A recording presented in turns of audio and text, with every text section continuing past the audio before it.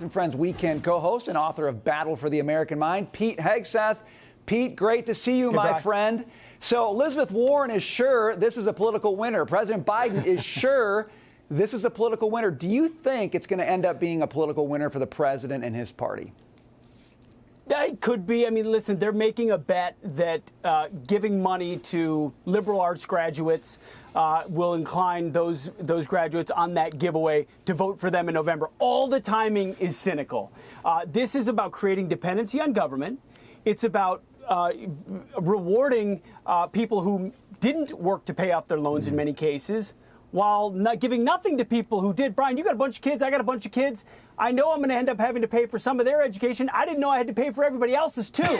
And so I think there's a huge, and pay off the debts that they incurred. Right. And they did it cynically, Brian. They did it based on the HEROES Act. They said it in their 5-page memorandum today from the Department of Education.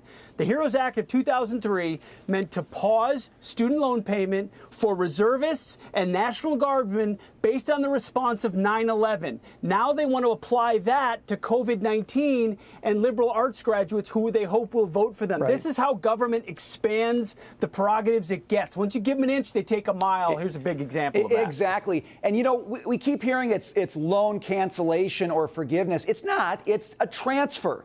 It's taking the debt and putting it on somebody else's shoulders. And, you know, there's a lot of people out there who did the right thing. They worked darn hard to pay this off. And they're saying, so what's in this for me? I want you to look back to, this is Elizabeth Warren back in 2020 on the campaign trail with a pretty angry dad asking her that very question. Listen to this.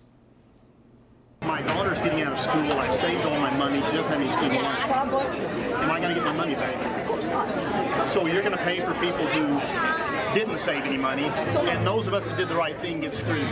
No, it's not anybody got screwed. When we started, of course we did. My buddy had fun, bought a car, went on vacations. I saved my money. We did the right thing, and we get screwed.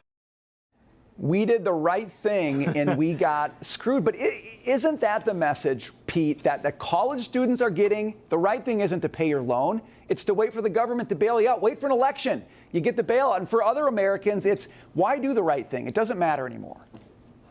It's exactly right. That's the ideological component to this. Do not incentivize personal responsibility and savings, creating more dependency and more eyes gazing to Washington, D.C. for their problems to be solved, as opposed to looking inward and saying, what can I do to improve my financial situation based on the debt I have incurred? By the way, student loans haven't had to be paid for, 2 years now? Right. So it's not as if anybody's been paying student loans in the middle of us. Everybody got a break. Pausing it could have made sense in light of our economic situation and lockdowns, but canceling it is inherently unfair. The party that calls itself the party of fairness knows it.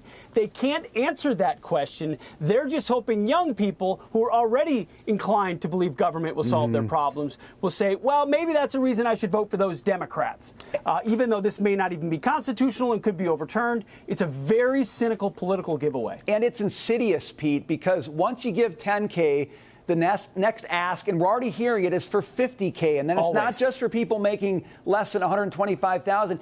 I mean, there is no end to this, Pete. It's going to cost a heck of a lot more than anything the administration is suggesting. But even worse, this is how you go down the path to fully socialized college. That's where this is headed in one direction.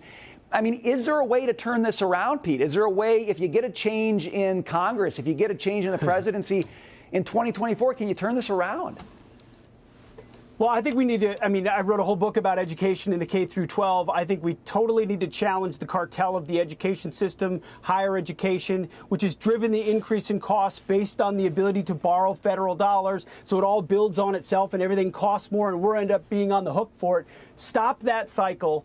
Don't go to that college if you don't need to. Look for an alternative path personally. Don't take on the debt. It's not worth it. They won't bail everyone out in every circumstance.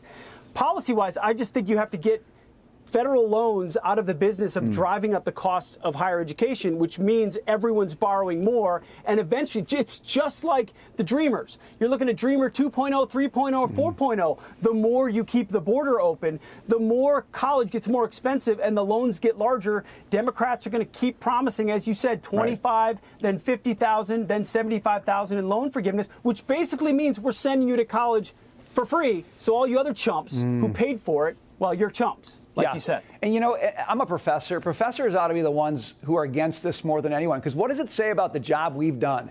We've overcharged and underdelivered, and now we got to bail out all of our customers. I mean, it's such an indictment of higher ed, but it's not necessary. This is supposed to be a job market with 10 million jobs available, Pete. If it's so good, you ought to be able to get a job and pay it off. We got to leave it there, Pete. Always good to see you, my friend.